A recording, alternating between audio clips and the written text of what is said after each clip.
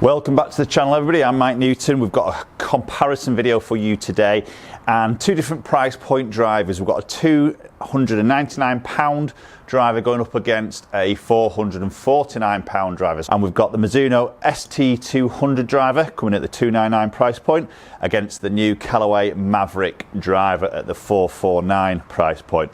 So let's see, is there that much difference between the drivers to warrant paying that extra money? Obviously we know performance is one aspect, but other things that are a bit more personal to the golfer, probably the looks, the feel, maybe that brand. Some guys buy into more of a brand than others, so we've obviously got to always weigh that into the equation as well. But I'm going to test these two together. Got GC Quad on the floor as always, and we'll see what the difference is in performance and probably my preference between these two and whether I would want to pay that extra if it was that much better.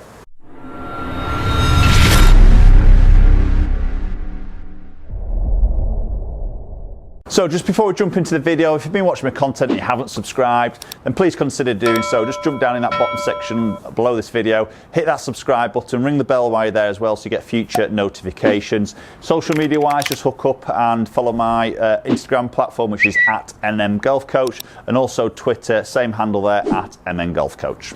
Okay, so we're going to start off with the Mizuno first. So this is the ST200. We know there's three models that Mizuno have got. So this is the straight 200. So this hasn't got the adjustable weights in there. More of that sort of weight screwed in at that back section. Obviously, we've got a bit of technology happening with a carbon crown. We've got that wave technology. So all about creating ball speed, MOI, creating forgiveness, etc. like that. And obviously, club face as well. You know, that titanium, that beep titanium face. Again, it's all about trying to create speed, as they are with most of them. Looks wise, it's one of the reasons why I've put these two head to head. I think these are both stunning looking drivers and very similar in terms of the looks as we put it down by the golf ball. So the Mizuno is just absolutely stunning. You know, it's beautiful, lovely shape on it, that white sort of lipstick edging around the back section. Just see that little bit of carbon on that back half of the club, obviously that gloss black finish. And the Callaway is quite a similar look, isn't it, when we look at those sort of aspects. So let's get this first one here. Look at this, both at the same loft. Well, this is 9.5, the Callaway is 9, so there's only half a degree difference. Shaft's very, very similar. Let's get this first one here. That's a nice opening shot. That feels superb. Yeah, very impressed when I did my review video of the Mizuno driver. Again, the looks are absolutely stunning. I think the performance of the Mizuno drivers in the last couple of years have been much, much better. I think they're only going to probably improve and start to edge their way into that driver sort of market in a way.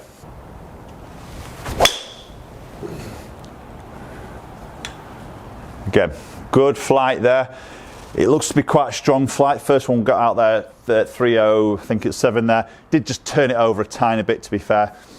But good feel off the club face. A little bit tinnier sort of sound. It'd be interesting to look at the sound between these two drivers. Just full adjustability with this ST200 well in terms of the neck sleeve, so we can very much dial in that loft and that face angle to suit a certain strike that you or ball pattern that you're looking for. That last one there was a little bit of a bomber. That slight high toe strike just gets that launch a little bit high. Starts at that right hand side, pulls a bit of spin off. We know that one's going to go a little bit further, even though it's not a middle strike. It's always a good scenario of just getting those extra yards.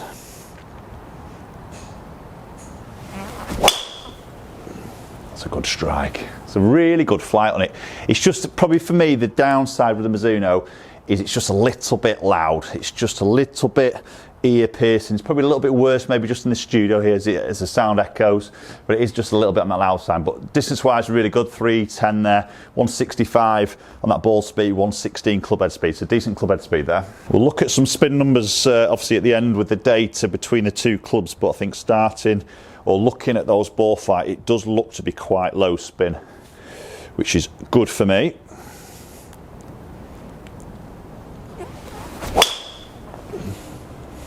Oh, superb, really good strong flight. That looks to be really low spin. I'm not sure what's spin at, 115 clubhead speed. Great distance at 311 again, 1800 spin, carry 280, really good numbers. Okay, so far so good. You know, the £299 driver, which, you know, in itself isn't cheap obviously, but compared to maybe other brands, it is in that sort of cheaper bracket, is performing very nicely. leaked a little bit up that right hand side, but I'll tell you what, I struck that very nicely. Again, getting around that 280 sort of carry, 116 clubhead speed. Happy with that speed. 298, not quite as long, just really through that strike, just a little bit up that right hand side, just a little bit fading off. Okay, so there's a batch of shots hit with the Mizuno. That performed very nice. Feels good, sounds a little bit on that loud side, but I quite like the flight that was sort of giving me. So I'm going to switch over into the Mavrik, hit some shots, and then we'll obviously, of course, we'll look at some numbers at the end. Right, okay, so got Mavrik in our hands now. So this is the standard Mavrik, which is the one with that sort of like scooped up back section. So potentially the more aerodynamic one out of the family of Mavrik drivers. Got the jailbreak technology in there, again, stiffing that crown to the sole, trying to put energy back into that golf ball. Again, more distance, we always see this sort of theme. Obviously famous for the flash face technology, supercomputer, artificial intelligence, designing a club face that again is keeping speed up across the whole entire face as you shift your strike pattern around. One screw at the back section there which is fixed, again adjustable sleeve, got this set at 9 degrees, so very, very similar on the loft to the Mizuno. Again, putting that down by the golf ball, massive fan of how this Mavrik looks. I think it sits superb, love the shaping of that head. Very similar to the Mizuno there, black gloss finish. We see that carbon just come into that view in that back section of the head, a little bit of orange just edging around that back. So again, very similar on the look, I would say, and just is a good look. You know, it's a beautiful look. Again, looks are very personal, I know, but for me, they are both very good looking drivers. So let's get this first one hit with the Mavrik.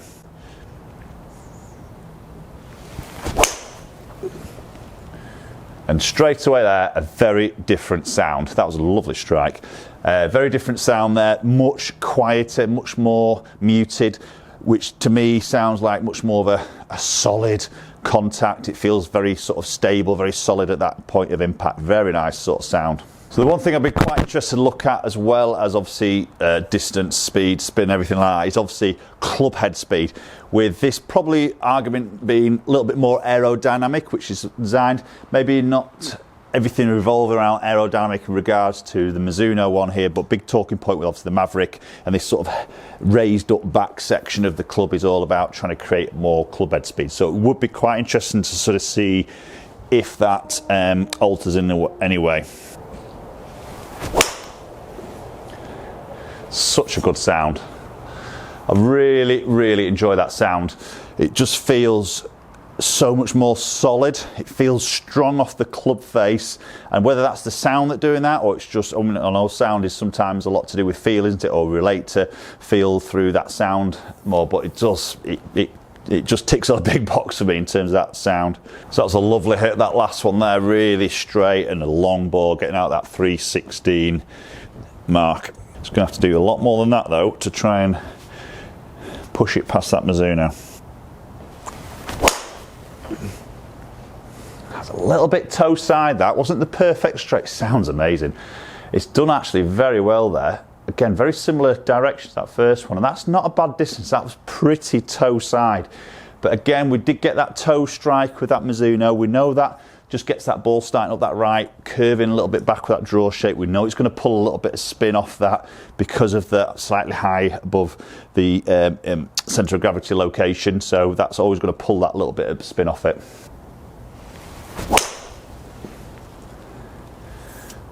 Lovely, solid, good flight. Really enjoying hitting that. It feels really good. Again, I love that sound. 302 wasn't quite as long as the others, but not going to grumble at 300 yarder.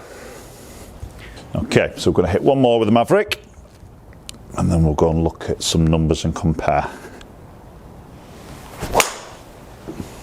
Oh, that's a bomber. That's a bomber. That's getting out there. Yeah, just feel that slightly high in the face strike, pops it up, loads of spin, 314. 1900 spin, 162 ball, 286 carry. Juicy. Okay, let's go and look at some numbers between those two clubs. Okay, so just before we look at the numbers, we'll just have a look at the dispersion on the right hand side here. So the blue dots was the Mizuno, the red was the Mavrik. So obviously on that particular batch of shots, I've hit 5 balls with each of those clubs. The Mavrik is winning, you know, 3 absolute line balls pretty much. One slightly right, one slightly left, but as a grouping, putting a ring around those, good. Mizuno obviously had that left miss and that right miss, 3 quite consistent there, which are very more acceptable. They're hitting fairway quite nicely, but on the dispersion side of things, Mavrik just pipping it. Looking into the numbers, so we've got Mizuno on the top, 164 ball speed, 0.1, 164.4 with the Callaway, so nothing in it on that ball speed, so Mizuno holding its own very nicely there with that ball speed across the face on those group of shots. Launching very, very similar, 10.7, 10.3, as you'd expect, similar sloughs. Spin number wise, 2042 with the Mizuno 2222 with the Callaway. So again, not a lot in it there. Callaway just a tiny bit more, touch of strike. I'll just got to change that around a little bit more than anything. But both in a really good area for me. I love it to get it around that sort of 2000 mark is always good. I know I can get a bit more out of it from that. Looking at carry distance there, 283 against 285. So just going back to club head speed, that's the one I was quite interested in looking at, because obviously the Mavrik's a little bit more of an aerodynamic sort of design, and that's something they're pushing through their marketing.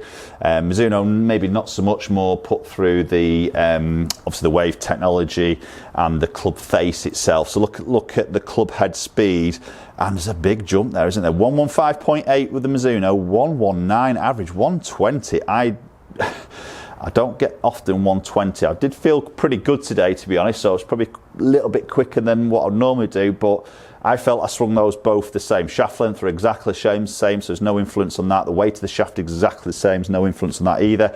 But clearly a big jump of club head speed. So why has that not translated into ball speed? Ball speed's the same. It should be more, shouldn't it? If more club head speed, should see a lot more on that ball speed. So maybe just that little bit of differences around the club face and the strike has just maybe suffered, and you can see that with the efficiency there is dropped quite a bit with the Callaway. So potentially I've got a bit more out of that Callaway. If I can get that strike maybe a little bit more tuned in, potentially get a little bit more there out of that, or is it potentially that the Mizuno is more efficient through the swing speed isn't as fast, but the ball speed is up there? Is that more to do with the club face on the Mizuno, that B titanium face, getting faster? It's a harder material. Is that creating that more ball speed to get that back up again, if that makes sense?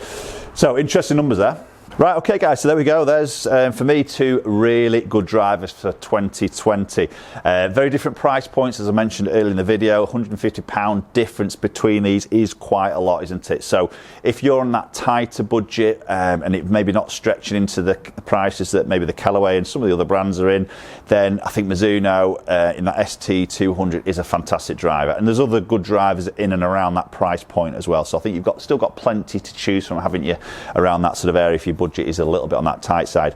But having said that, you might not have a budget, or you might think, well, I'm not, I've got loads of money. I've got really no budget, so I want something that's going to perform for me the best. Price doesn't really come into it. Then I think between those two, there's nothing in it, is there? There's not a lot in it. I like the fact I've got more club head speed with the Callaway, but I didn't really see that translate into that ball speed. Again, my strikes might have just moved around. It felt pretty good off the face, to be honest, so I didn't really sort of feel I did get a toe one, but then I did get one with Mizuno, so it's hard to sort of say, really. I think look-wise, between those two clubs, I tell you what, it's not a lot in it. I love the look of both of them. The Mizuno is just a little bit maybe larger profile, a little bit longer from that front to the back, so maybe that little slight more squat head of the Callaway is just ticking it a little bit, but I tell you what, it's hard to split that between the looks.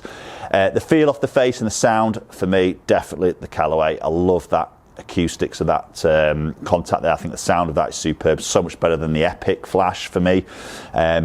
Mizuno, just that little bit more loud, a little bit tinnier sort of sound to it, which again, some guys won't be interested in. Some guys a little bit maybe more picky on that. In terms of those numbers, again, for me, there's not a lot split in it, so it's a tough one to sort of choose. I think if I'm going to make a decision there of which one I would probably go for, again, depending on my budget, but if money wasn't any object, I would go for the Callaway purely because of the looks and the sound of it.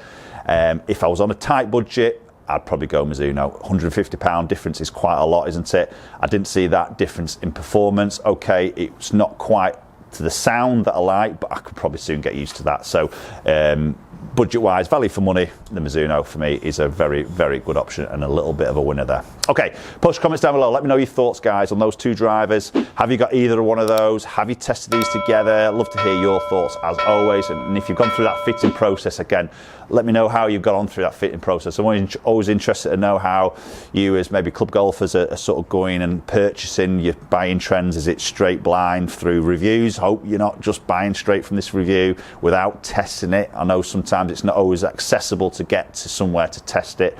I appreciate that, but I'd love to hear your thoughts as always, so push comments down below. If you haven't subscribed, enjoy the content I'm putting out there, you know what to do, just hit that subscribe button. Very much appreciate. The more subscribers I get, more views I get, the more chance I can get equipment to you and obviously get content out to you guys as well. So very much appreciate your support as always. And hopefully we'll catch up with you all very soon.